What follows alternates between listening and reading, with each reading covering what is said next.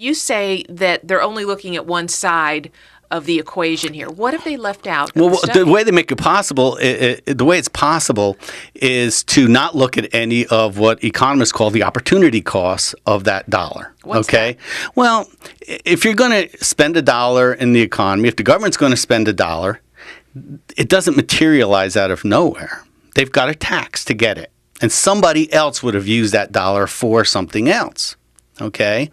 Now, in order to know whether the economic impact of the state spending that dollar is going to be positive, negative, or whatever, or just a transfer, you would have to know and take into account those alternative uses of that money, but more specifically, the resources that are going to be diverted into, let's say, road building.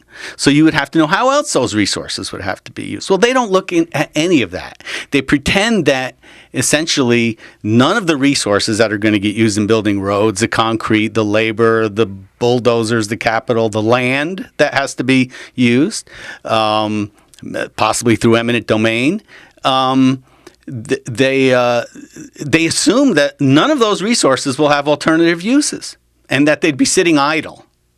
So it's so that we'd have a bucket of money or a bucket of people or time. Right. That's just going to be sitting there. It would be doing nothing. Nothing. That's right. And then we would just put it into That's roads. why models like this are considered to be only valid if you're in a period of very high unemployment, which we are not.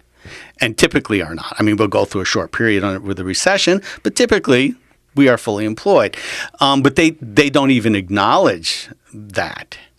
So it's a model that I actually think you cannot get a negative result. In other words, you cannot show anything using this model. You really can't show anything but positive economic impact from any spending because you don't consider costs.